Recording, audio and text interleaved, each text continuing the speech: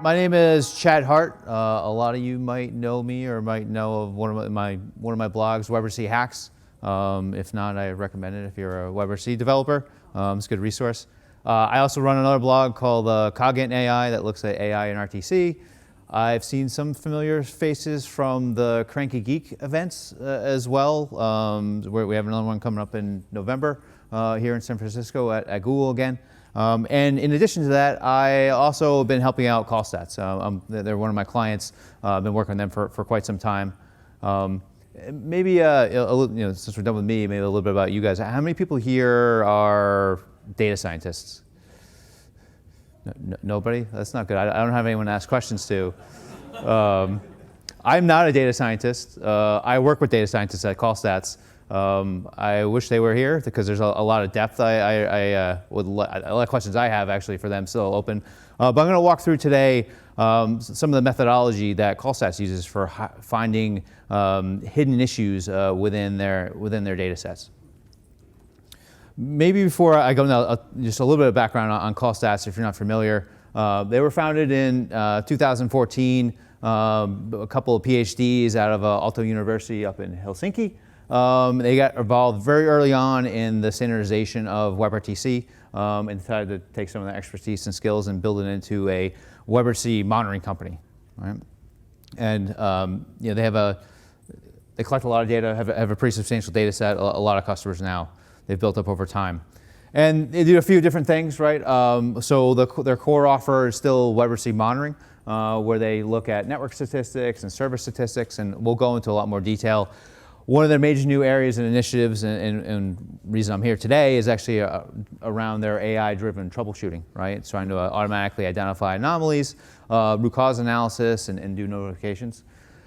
Another interesting area that they're getting into too is also active network testing, right? Rather than just passively listening to metrics, actually generating metrics out in the network for performance and connectivity verification. And this is actually relevant to today's talk too. I mean, their general architecture, I'm going to step down a little bit. You have your WebRTC endpoints, would be that a browser or they have a Java client, iOS, right? They collect statistics there. They have a number of collectors up in their cloud, right? And they collect and aggregate these statistics, and then obviously want to see those, so they show them on the dashboard. And for those of you that have any kind of infrastructure elements, like an SFU or MCU, they also have some additional tools that actually can aggregate and add additional information from there. So let's dive in first. Why would someone like CallStats need machine learning? And the first reason is really because there's a lot of data to deal with, right? It really is a big data problem. And I'll actually show a real example because I found this curious the other day because I hadn't played around with the GetStats API myself lately. I don't know if has anyone here actually worked with the GetStats API, right? So for those of you who haven't, right, I'm just going to go in here. This is just the WebRTC peer connection sample. Oh, I got to get out of presenter mode. Should have tested this. Maybe. Just a mirror quick. Okay. Right, so this is just the peer connection sample, right? I'm going to just start a call just to set up a peer connection, right? Nothing novel or unique there. And let me mute. Right, I'm just going to run GetStats on the first peer connection. I'll make this a little bit bigger so you can see. And you do that, and what does it produce? This massive array of objects, right? It just goes on. And actually, this is pretty short. And this is just for a single peer connection, right? So you can imagine you have that, one of those for each peer connection.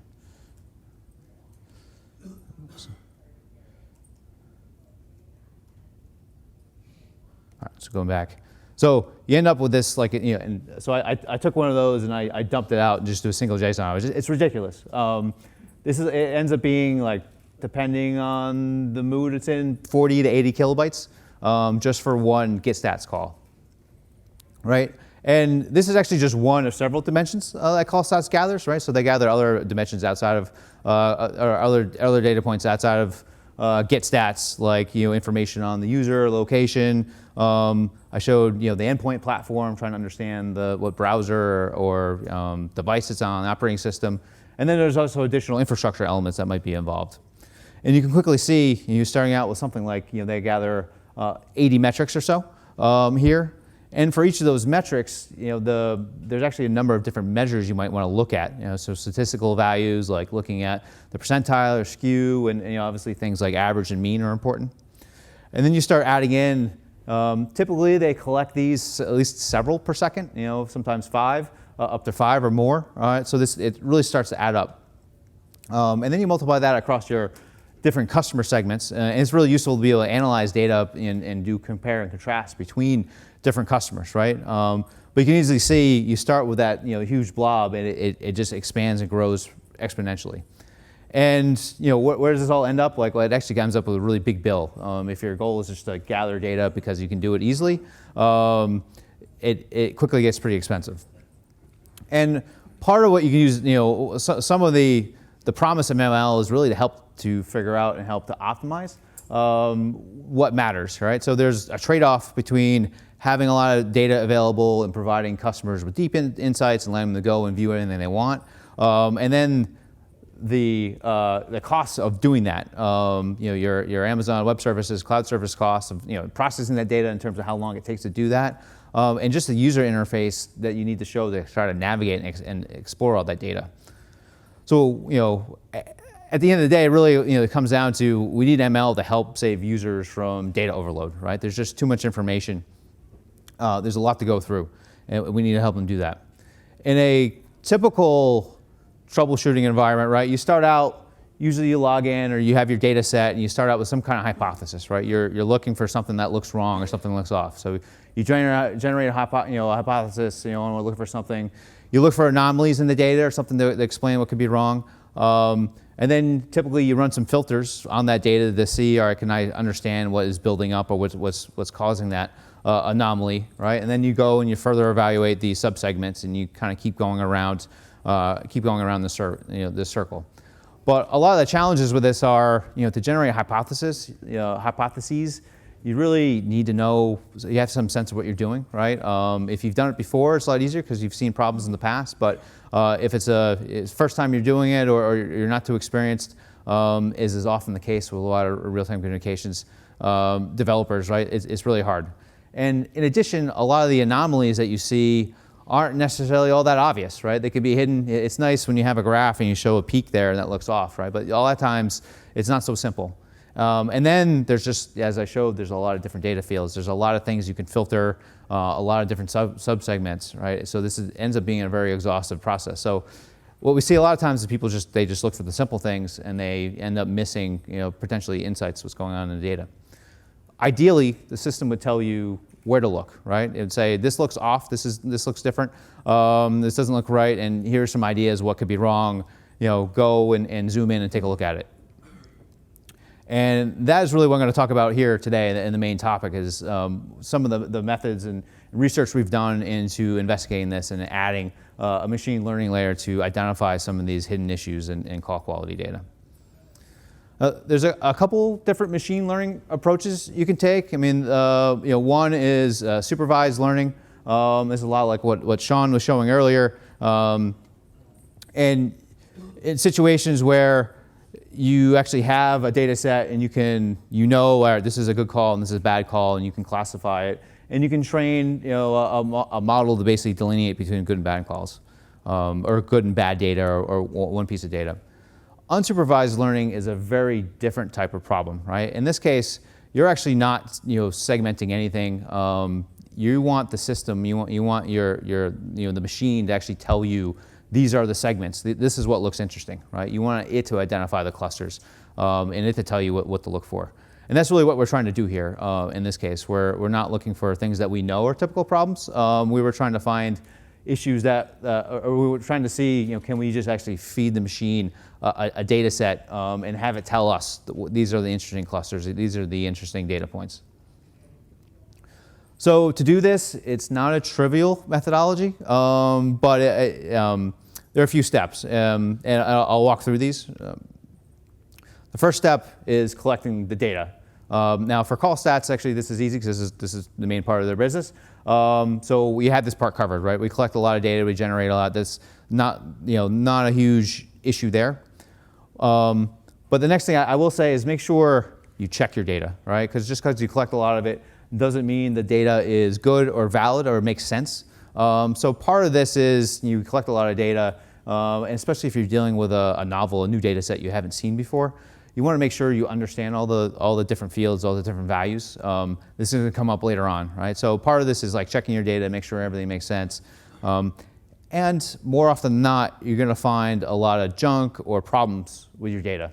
And a lot of the dirty part of a big part of data science is actually just cleaning up the data so the model runs correctly. And we've seen things like there's missing data, right, or missing information. Like for example, the server information is not there. But if you know that data set only has a single server, then you can go and populate that value, for example. You get things like duplicates that can happen. Outliers always happen too for one reason or another. You have to make the decision, is that actually a legitimate data point or is that created because of some bug or some other problem? There's also some work to be done a lot of times, depending on some of the other algorithms you run later on, that you might need to balance the data, where you might have a lot of, in this case, we've seen like there's typically most calls are good, a smaller percentage are bad, but if you want to do a comparison, the way a lot of the algorithms work is you need to have a fairly equal number of data points between different samples, right? And then on top of that, a lot of cases, the algorithms also require normalized data in addition, so you have to do some transformation there. So a lot of that pre-processing, that takes a lot of time. After you go through that, typically you want to try to reduce the number of dimensions that you need as possible. And this is important for a couple reasons. I mean, one, you end up, ideally you just throw everything at the problem and it would just spit it out, right? Unfortunately, that doesn't really work or doesn't result in clean data oftentimes. And if you're familiar with the data, there's a lot of examples where it just might not make sense and you can just get rid of some fields or they're not relevant to your analysis, right? So the first step is just to cut out some of the features or some of the data points, the values, the fields that you don't need. Another approach here is to whittle this down is you can just use mechanisms like a correlation matrix to understand of the features in your data set, which ones show the most correlation with each other. This usually helps see what matters and what doesn't in a lot of cases.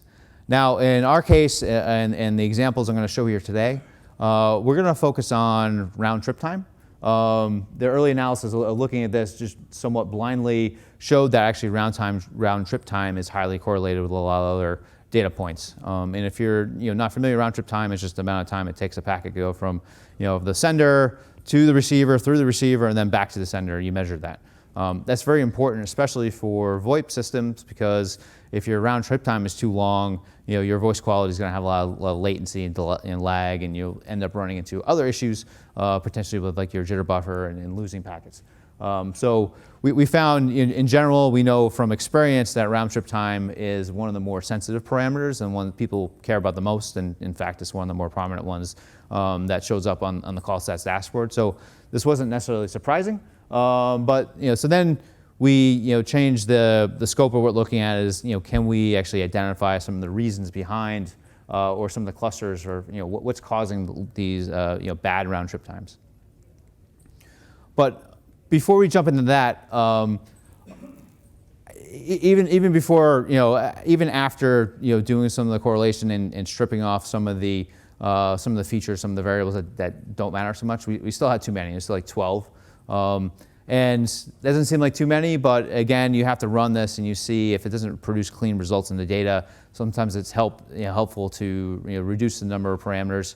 In addition, the more parameters you have, the more processing, the longer it takes to run some of this too, which doesn't help if you're especially trying to do this iteratively or set up a model to run for multiple customers. And so we ended up using a mechanism called principal component analysis, right? And I think the theory behind this is you want to find feature combinations that have a lot of variation, right? If there's a lot of variation, that means that they probably would make a nice separation in your clusters.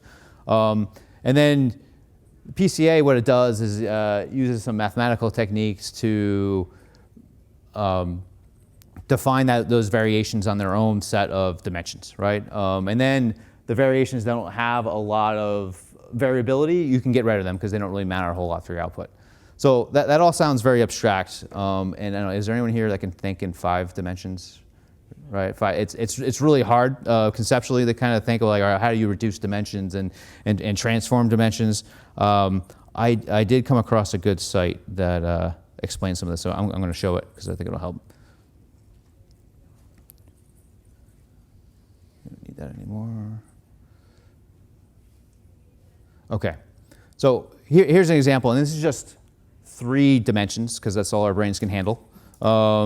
But you have your x, y, and z axis. There's no big surprise, right? And this is a data set, and you can see from this data set that it actually has a lot of height, right? It has a lot of width, but it doesn't have a lot of depth, right? But you can see like the range of variation on it. It tends to be kind of up in this diagonal area.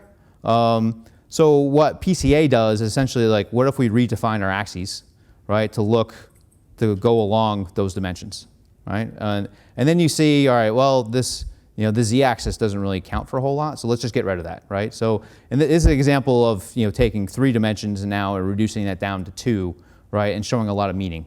Now, again, it's hard to conceptualize, but the formula, the algorithm will go and do this for any number of dimensions, right?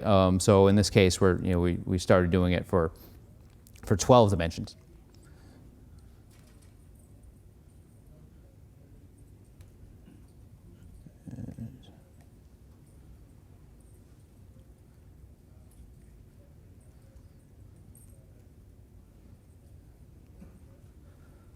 So then we end up with a smaller number of dimensions, right? And like these clustering models, it tends that if you give them too much information, it actually doesn't show a clear result, right? The idea of the clustering models, and there's a couple of these, like there's like k-means is one of the most more popular ones. We found the Gaussian mixture model, which is actually a model that assumes the data follows a Gaussian distribution, which is just basically the normal bell curve distribution out there. We found that really fits well with the data, and actually this produced the best results. Right? So then the idea is you take your reduced number of dimensions from the principal component analysis, PCA, and feed that into the GMM and see what that produces for these clusters.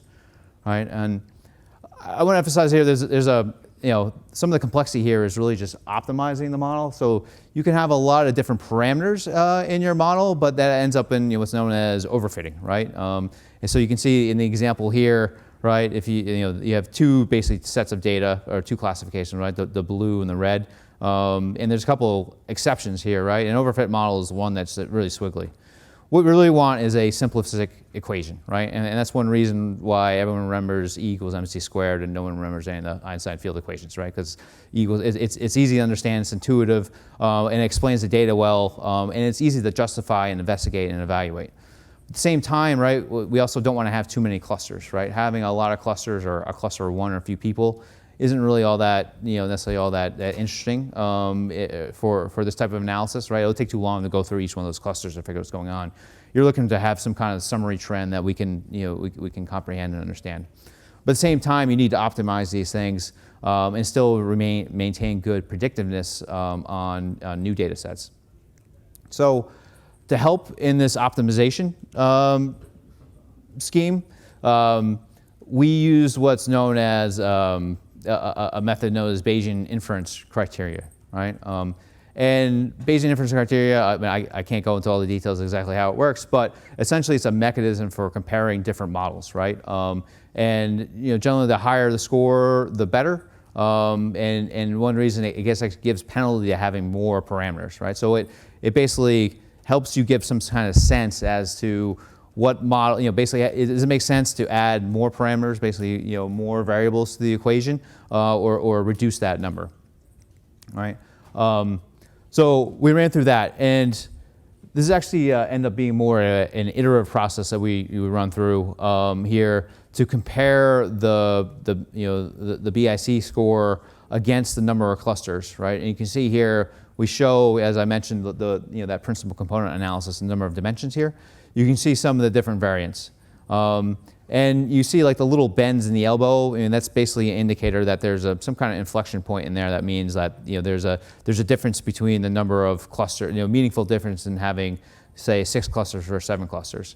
It's not necessarily super obvious to see here, but we found, at least for this data set, an example we're looking at here, that 6 clusters with 6 PCA dimensions, resulted in the best output. And as I said, this ends up being an iterative process, right? So part of this one, we were trying to do this and just to understand the theory, and to see if this actually could be done with this data set, right? But in reality is, ideally you just put the numbers in, it would spit out something, right? And that's what we're building for. But to get there, you end up having to do a lot of different iterations and tweaking the model. And of course, along the way, you find, we didn't notice that this set of data is really messy or ugly. It doesn't make sense. It's adding 2 additional clusters, and doesn't really mean anything in reality.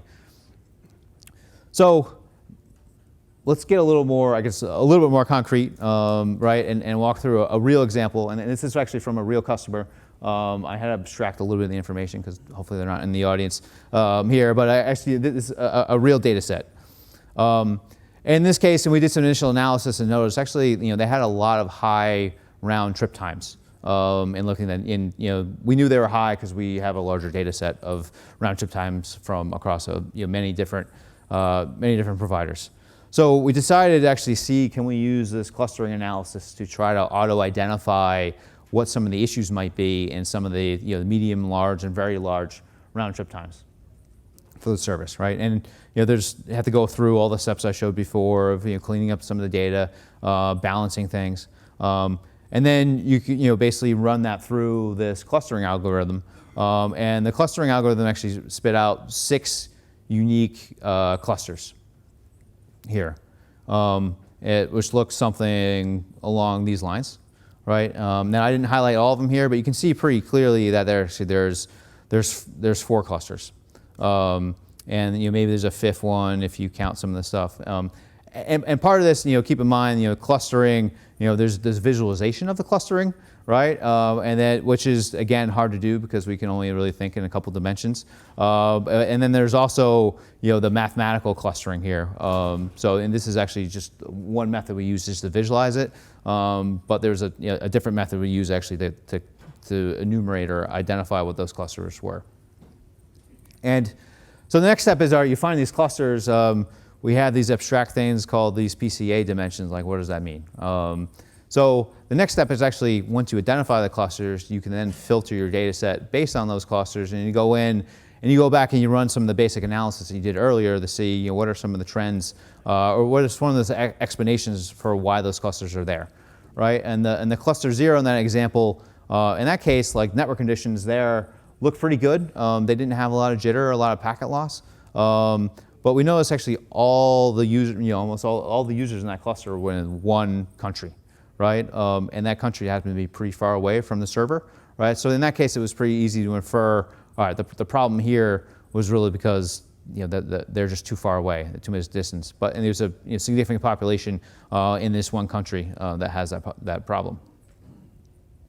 The second cluster, or the cluster 5 in that set that we saw, had also had very bad network conditions, right? A lot of jitter, a lot of packet loss, right? In this case, they were very broadly distributed over the world, and so generally very large distance, but it wasn't all from one spot, right? One location. And network condition and distance looked to be the main cause of the round trip times there. And this again, I'll talk about it in a second, but it seemed to be maybe something a little bit more that could be fixed on the infrastructure side. And the third one was a little bit similar to cluster 0 that I showed earlier, right? This again had very good, but these were users spread across mostly Southeast Asia, right? Again, here the cause was, the predominant cause, what's going on here was really just around, high, because the distance was very long, right? And you can see some of that here. So, what did we learn? So in general, when we looked at this data set, 32% of them had high round trip times. About 20% of that was due to congestion related issues, right? And some of this could potentially be fixed. It could be server related issues, right? In this case, it was predominantly all the traffic was going through a single server. And you can imagine if you're sitting in a cloud environment and you're not set up or not optimized for that, there are congestion or problems, issues that can have, right? So this provides some good insight to say, all right, hey, maybe go take a look at that server and understand what's going on there. And then the other two problems we identified were basically geographic issues in 2 different locations, right?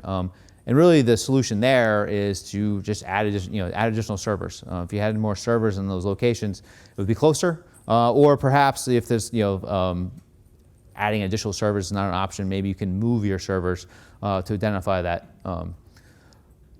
So at the end of the day, the solution actually it did work here. We were able to auto-identify. I will say, certainly someone who's skilled at analyzing these data sets could probably have come up with that conclusion on their own for way less work than it took to go through and build this whole model and set things up. But now that we have this, right, we can look for some of these parameters and some of this analysis, and we can feed that into an additional machine learning model that would now in real time actually look for scenarios that look like these problems and auto-identify and flag them, right, and note different variations there. So part of this is just proving this, we can set up a system to do this. And again, we just chose to focus this on round trip times, but this could potentially be done to look at other variables. One of the areas actually we're actively working on now is trying to make sense of the post-call user ratings that everyone has, where you rate on 1 to 5, right, and trying to see if we can identify are there certain clusters within users who rate, for example, a call 1 or 2 for poor conditions. Is that because of poor network conditions or something else? So that's just an example of how the same type of process, the same technique, can be used in other for other types of data sets or other types of problems. Thank you, Chad. All right, thank you.